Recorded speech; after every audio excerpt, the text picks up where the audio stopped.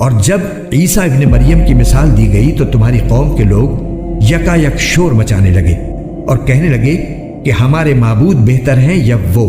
انہوں نے تمہارے سامنے یہ مثال محض کٹ حجتی کے لیے دی ہے، بلکہ یہ لوگ ہیں ہی جھگڑا۔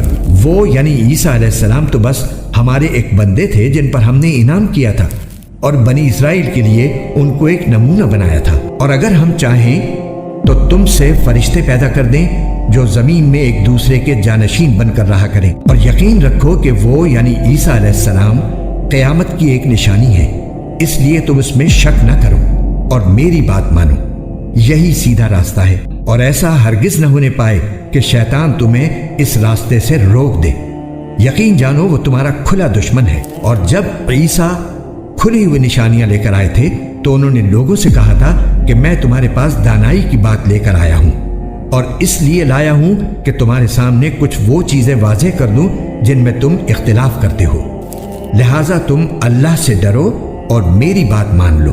یقیناً اللہ ہی میرا بھی رب ہے اور تمہارا بھی رب ہے، اس لیے اس کی عبادت کرو، یہی سیدھا راستہ ہے۔ پھر بھی ان میں سے کئی گروہوں نے اختلاف پیدا کیا، چنانچہ ان ظالموں کے لیے ایک دردناک عذاب کی وجہ سے بڑی خرابی ہوگی۔ یہ لوگ بس اس بات کا انتظار کر رہے ہیں کہ قیامت ان کے سامنے اچانک آ کھڑی ہو اور انہیں خبر بھی نہ ہو۔ اس دن تمام دوست ایک دوسرے کے دشمن ہوں گے سوائے متقی لوگوں کے، جن سے کہا جائے گا کہ اے میرے بندو، آج تم پر نہ کوئی خوف طاری ہوگا اور نہ تم غمگین ہوگے۔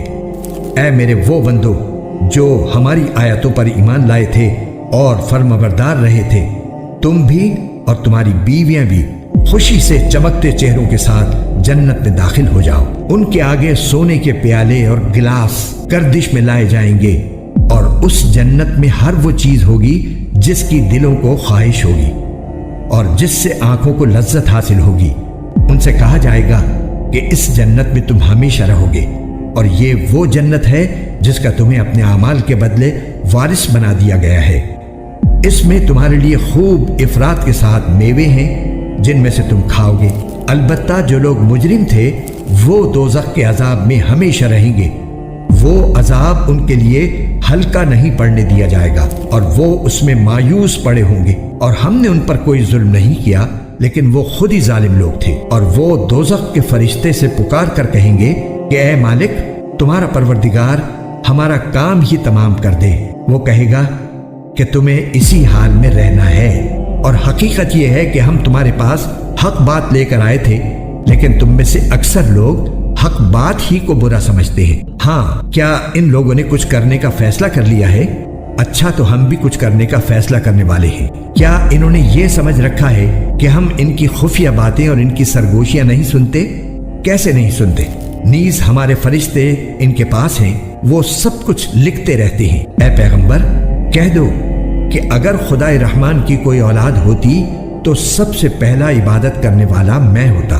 وہ جو آسمانوں اور زمین کا بھی مالک ہے، عرش کا بھی مالک، وہ ان ساری باتوں سے پاک ہے جو یہ بنایا کرتے ہیں۔ لہٰذا اے پیغمبر، انہیں اپنے حال پر چھوڑ دو کہ یہ ان باتوں میں ڈوبے رہیں اور ہنسی کھیل کرتے رہیں یہاں تک کہ وہ اپنے اس دن سے جا ملیں جس کا ان سے وعدہ کیا جا رہا ہے۔ وہی اللہ ہے جو آسمان میں بھی معبود ہے اور زمین میں بھی معبود، اور وہی ہے جو حکمت کا بھی مالک ہے، علم کا بھی مالک، اور بڑی شان ہے اس کی جس کے قبضے میں آسمان اور زمین اور ان کے درمیان تمام چیزوں کی سلطنت ہے، اور اسی کے پاس قیامت کا علم ہے، اور اسی کے پاس تم سب کو واپس لے جایا جائے گا۔ اور یہ لوگ اسے چھوڑ کر جن معبودوں کو پکارتے ہیں انہیں کوئی سفارش کرنے کا اختیار نہیں ہوگا۔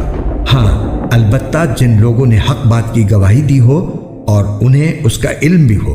اور اگر تم ان لوگوں سے پوچھو کہ ان کو کس نے پیدا کیا ہے تو وہ ضرور یہی کہیں گے کہ اللہ نے، اس کے باوجود کوئی انہیں کہاں سے اوندھا چلا دیتا ہے۔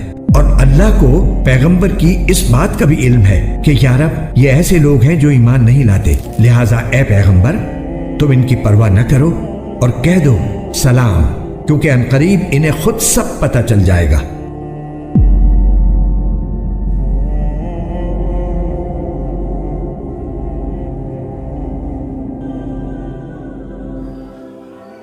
ایسی ہی ویڈیو دیکھنے کے لیے ہمارے چینل کو سبسکرائب کریں، ویڈیو کو لائک کریں اور اپنے فیملی اور دوستوں میں شیئر کریں۔ اللہ حافظ۔